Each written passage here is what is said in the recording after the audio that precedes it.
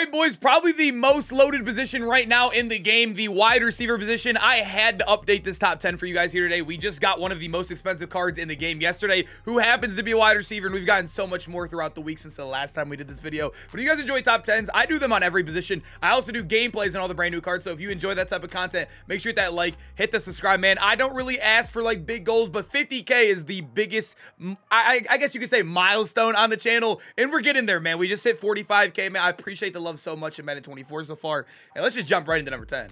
If you were looking for cheap, fast Madden coins to build that God Squad you always wanted, head over to my sponsor, EasyMut, and use code CHEW for 5% off your order. The link is in the description. At number 10, we got Big Deebo, and this just shows you how good this card, or how good this list is, that an LTD in one of the best theme teams in the game is all the way down here at number 10. So as you guys know with my top 10s, it's really hard to judge off of a theme team, because not everybody here is running the Super Bowl theme team, and not everybody here is also just...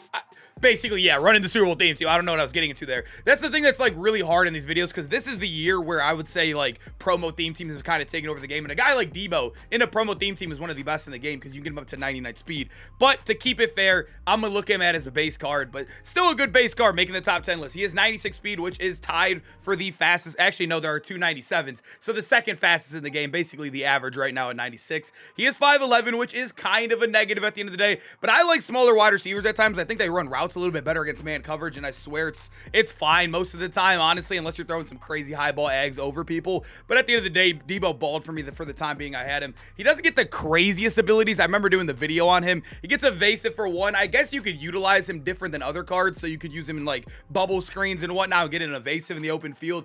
It's not an awful card, but you could see the abilities are a little weird. Mid and elite as well for 0 AP. I did use that the entire time I had him.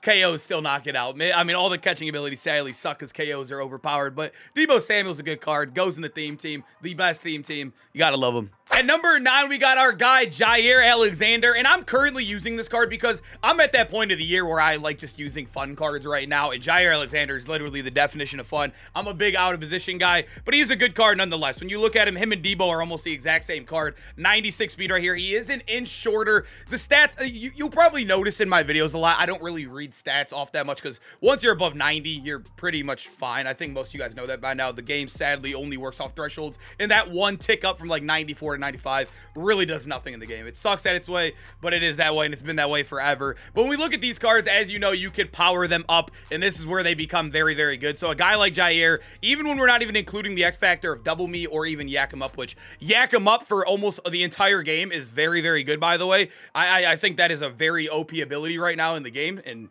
you guys all know how good that is with the RPOs and whatnot, the bubbles, getting them in the open field. It is glitchy. But when you look at him as well, you can get third down threat for 0 AP. You can get over here and get your wide receiver apprentice, even route tech if you're struggling against man coverage for 2, and then more 0 AP abilities. Outside apprentice, grab and go. So you have 2 0 AP abilities. You can even stack it with wide receiver apprentice for 1. He is very good. His abilities are nuts, but you do got to power him up, and these cards are expensive, but I can't really put the price and value into account here. At number 8, we do got Dante Hall, aka the X Factor, and probably one of the most underrated cards that have came out. Like, I've never seen this card out there. He is basically, I would say, kind of a better version of, like, the old Deion Sanders. I know Deion's a little bit taller and whatnot, but I do like speed out there. And 5'8", I will say, for the time that I did use this card, when you throw on Yak him up and you bubble a guy with this, or you get him on a drag or whatnot, Yak him up starting on an AK cruise and someone's 5'8" and gets the good juke animation is literally broken. And also, he gets another 0 AP, which is so valuable to the team. I think return man, you should at least have 1 on your team, unless you're like probably brand new or super no money spent. Return man is very glitchy. It could break you 1 tackle and all the way to the crib, and having that value on your wide receiver, that is also very good just on the offensive side of the ball as well, because the yak him up. I think Dante Hall brings a little bit of a different value to your team. I like Jair a little bit, maybe if you're looking for just a strictly wide receiver, because he's a little bit taller, but Dante Hall can literally do everything out there. And at number 7, we got MVS. This is how insane it is. Now we're starting to get to the tall guys, and MVS is 6'4", 96 speed, goes in the Super Bowl theme team. I think this is one of the most popular wide receivers in the game.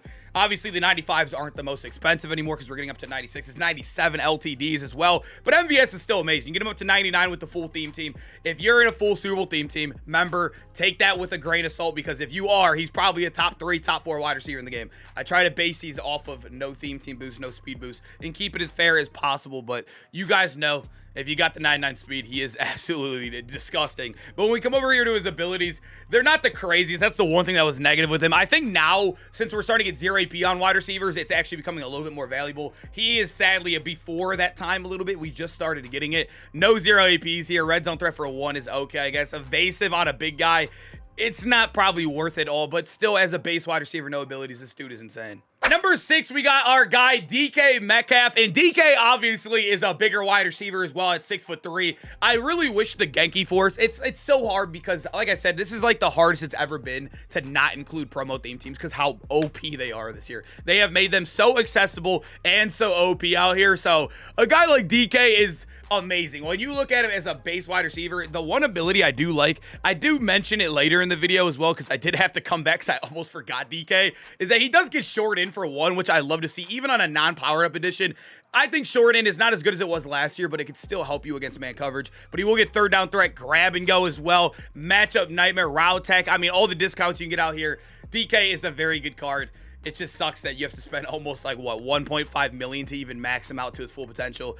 A great card nonetheless. No promo theme team, but you gotta love DK if you're going base cards. As we head into our top 5 here, we got the brand new Jawan Jennings, and I know it's not the biggest name in the world. He almost got that Super Bowl MVP. He could have possibly been a 99 at this point and probably been the best wide receiver in the game for a while, but he ended up getting the Team Dynasty card or Division Dynasty, whatever it's called. He is 96 speed, 6'3", so you are losing an inch right there. You get, I mean, like I said, I don't really like to look at stats, but 97 catch of traffic, 97 spec is absolutely disgusting right there. And then when we come over to abilities, he gets 2 0 APs at the same time. You can go ahead and get your red zone threat for 0 and also stack that with wide receiver apprentice for 0, which is very good. So say this opens up a little bit of flexibility if you want to use a different quarterback. You don't want to use the best AP stack. Say if you don't want to use Mahomes because his release is really bad and you still want to use Doug and maybe not even have to use Howard Master on Doug because you have wide receiver apprentice on him, slot apprentice on somebody else. A guy like Jawan Jennings can bring a lot of value to your team to allow a better release on the field. So I love this card. Also, I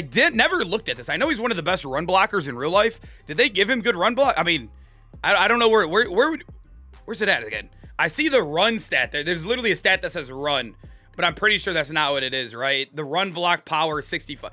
I don't know. He's probably still just as bad as everybody else. But, hey, we'll take it, man. Good card as a wide receiver. And at number 4, we got our big dog, Calvin Johnson, a.k.a. Megatron. I think this card, if he got the proper theme teams or the updated Super Bowl theme team, I still think he'd arguably be the best wide receiver in the game. There is kind of a negative with him, though, is that, yes, he came out right before the best theme team came out. In the last promo theme team, he gets his playoffs. So, basically, I mean, playoffs is kind of dead at this point because their abilities are really, really bad. If you're not running Ghost of Future, it almost feels like Megatron is, like, right now in the game. I think that, like I said, I don't like to look at theme team too crazy, but I do think having the availability will help you like rank up in this list, I guess you could say. But he's still a great card nonetheless. You are getting one of the tallest wide receivers in the game, 6'5", 96 speed across, and then obviously you can see the great stats. Calvin Johnson is insane. Also, another negative, I believe they gave him no good ability. Yeah, I remember this. There is literally not a single good ability in his only discounted slot. And then also, I'm not the biggest fan of Double Me. I know some people love it. I think it probably only is good on somebody 6'4", 6'5".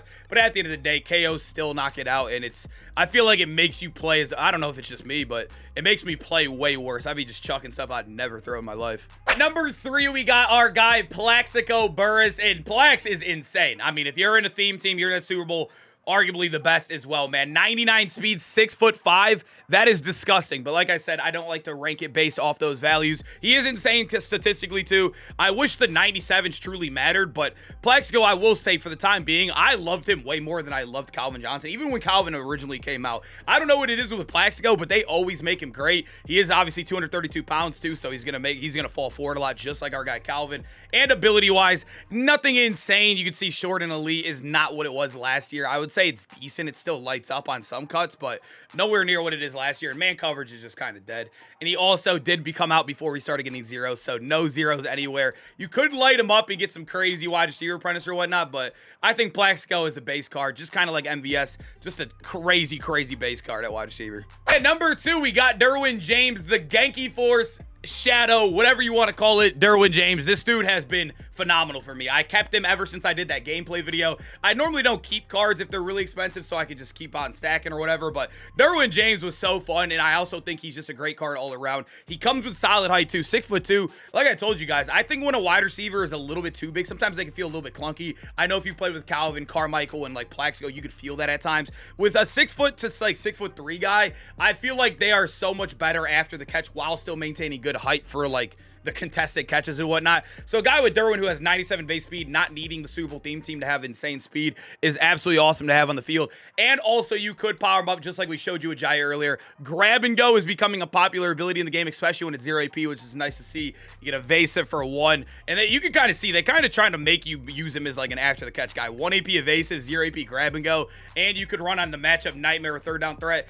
I used matchup nightmare, I believe, in the video, and he absolutely went crazy on some crazy ags. So I think Derwin is great, man. I'm using him as just a base card right now, and I'm loving him. Currently, the most expensive card in the game, and our number 1 for today's video is going to be Michael Irvin, a.k.a. the Playmaker. I don't know why he doesn't say Playmaker on his card, but you guys know that was his card art last year. But he has 97 speed, and the other thing that's a little bit better with him, they are both the same height, but yeah, he gets the theme team. You can see right here, Super Bowl theme team ×3. He gets every theme team basically in the game. He gets Cowboys theme team, which is, I know, probably the most popular non-promo theme team. Look at the stats, dude. I wish those all truly mattered as much as they look, but I mean, even regardless, even if you are a big stats guy and you're a true believer in him, I mean, he has the best stats in the game regardless. And then ability-wise, yak him up. I hate this ability. I know he gets dealt with me, but like I said, yak him up is like the best right now. RPOs, drags, everything. It is so annoying to play against. It's basically like getting a running back X factor in the open field. It is very tough. And then when you slap it on a guy that's going to be 99 speed, who also gets 0 AP jukebox, by the way, and 0 AP wide receiver apprentice at the same time.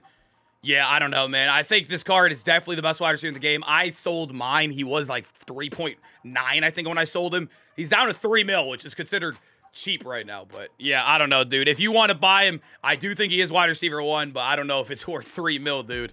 Boys, hope you guys enjoyed the video. Make sure to comment down below which trio of wide receivers are using and which guy is too high, which guy got snubbed from the list, man. I appreciate y'all watching all the way through, man, and I hope to see you guys in the next video, man. Peace out, boys.